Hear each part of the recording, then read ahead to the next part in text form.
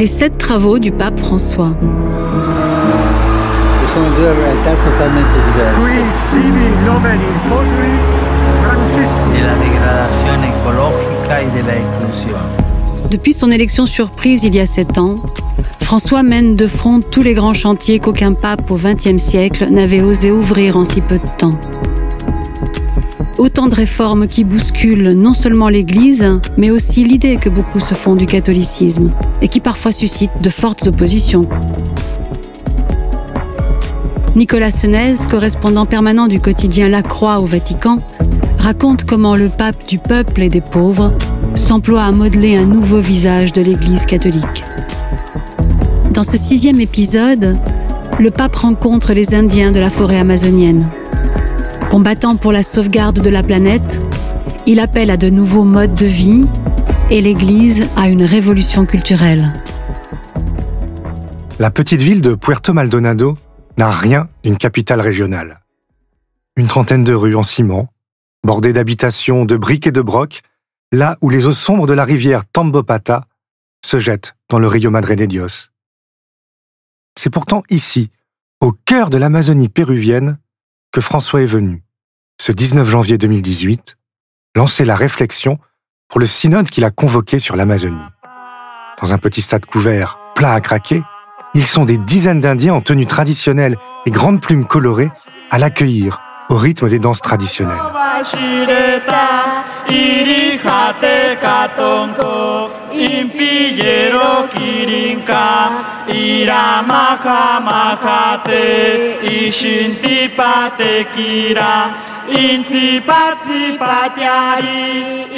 He deseado mucho este encuentro. Quise empezar por aquí. J'ai beaucoup désiré cette rencontre. J'ai voulu commencer par ici la visite au Pérou.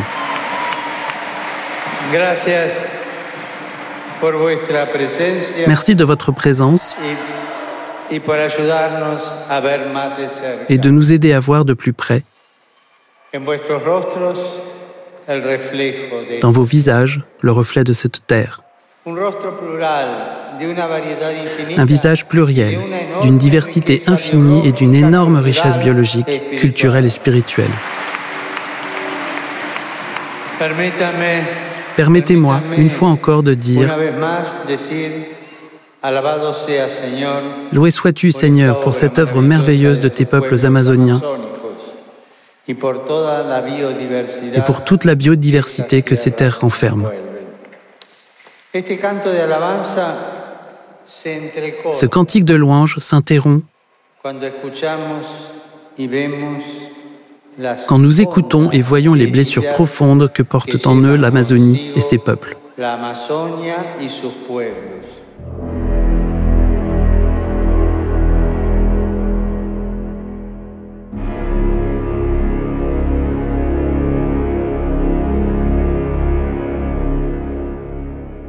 Depuis l'avion qui l'a mené de Lima, François a pu voir, dans le vert de la forêt, les balafres jaunes de terre et d'arbres morts, causés par l'exploitation forestière et la prospection illégale d'or.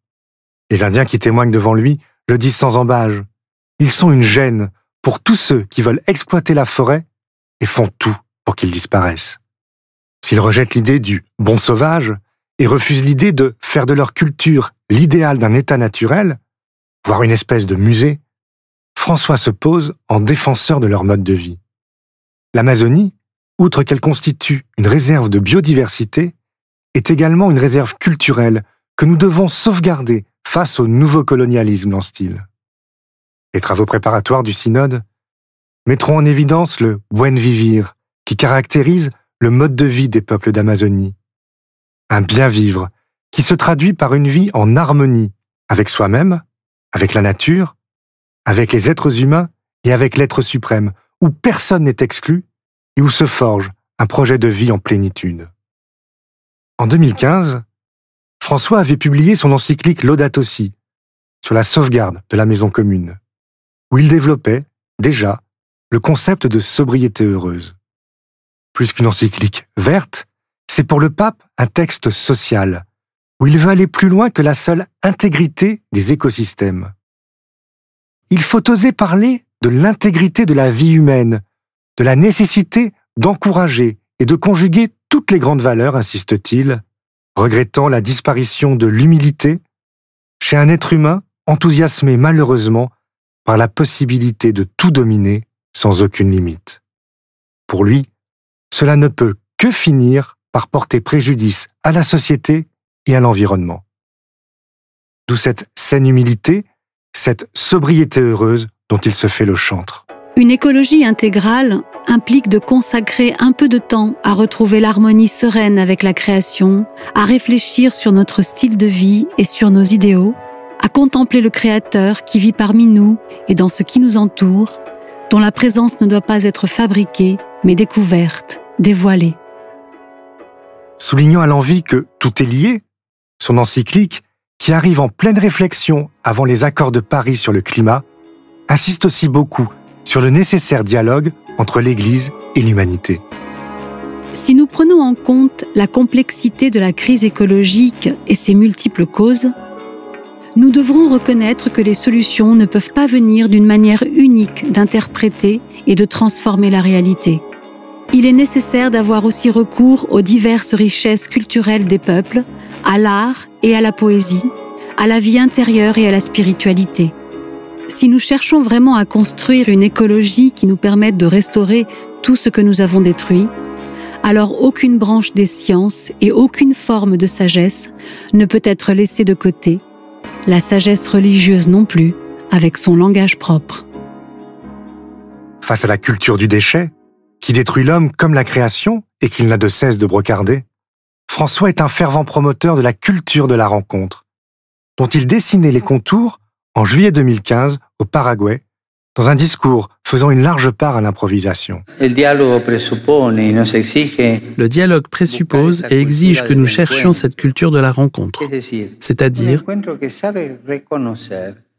une rencontre qui sache reconnaître que la diversité n'est pas seulement bonne, mais qu'elle est nécessaire. L'uniformité nous annihile, elle fait de nous des automates. La richesse de la vie est dans la diversité. Par conséquent, point de départ ne peut pas être « je vais dialoguer, mais l'autre est dans l'erreur ». Non, non, nous ne pouvons pas présumer que l'autre est dans l'erreur. J'y vais avec ce qui m'est propre et je vais écouter ce que l'autre dit, en quoi l'autre m'enrichit, en quoi l'autre me fait réaliser que je suis dans l'erreur, et j'y vais avec ce que, moi, je peux lui donner. C'est un aller et retour, mais avec le cœur ouvert.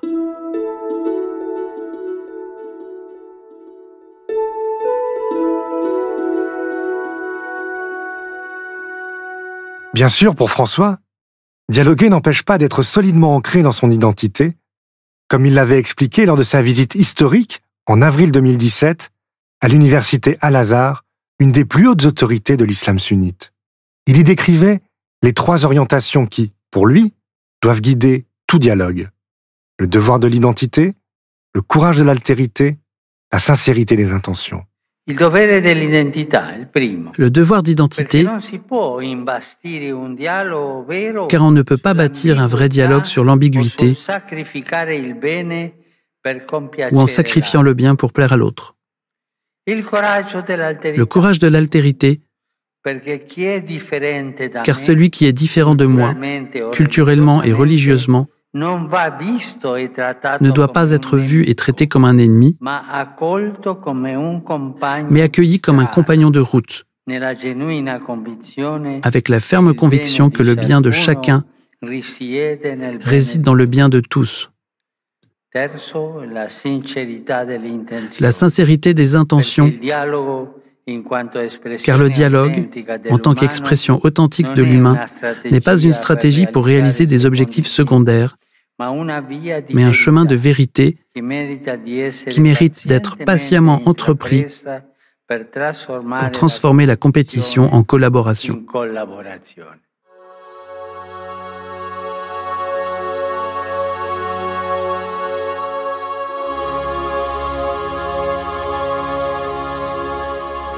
Cette vision d'une Église en dialogue avec le monde, François la tire encore une fois du Concile Vatican II, relu à la lumière de la théologie du peuple qu'il a formé et qui insiste tant sur ce rapport entre le peuple et la culture.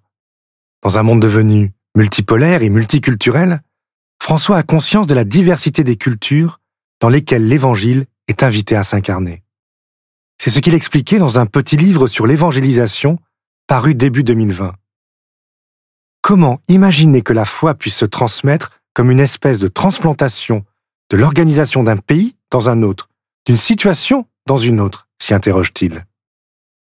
Et s'il reconnaît que plusieurs cultures ont été étroitement liées à la prédication de l'Évangile et au développement de la pensée chrétienne, il souligne aussi que le christianisme ne dispose pas d'un seul et unique modèle culturel et qu'il faut garder présent à l'esprit que le message révélé ne s'identifie à aucune culture. Comme il l'expliquait à Puerto Maldonado, ces cultures où s'incarne l'Évangile sont aussi invitées à enrichir l'Église. Chaque culture et chaque cosmovision qui reçoivent l'Évangile enrichissent l'Église par la perception d'une nouvelle facette du visage du Christ.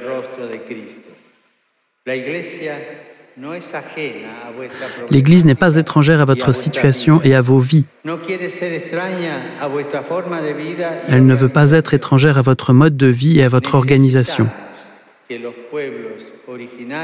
Pour nous, il est nécessaire que les peuples autochtones modèlent culturellement les églises locales amazoniennes. Avec François, l'Église catholique entre dans le dialogue en cessant d'être en surplomb du monde. C'est un véritable changement culturel qui souligne que la réforme voulue par François va bien au-delà d'une réforme des structures. C'est, d'une certaine manière, une réforme de l'Église, ou, à tout le moins, une réforme de la manière dont elle s'est conçue depuis plusieurs siècles.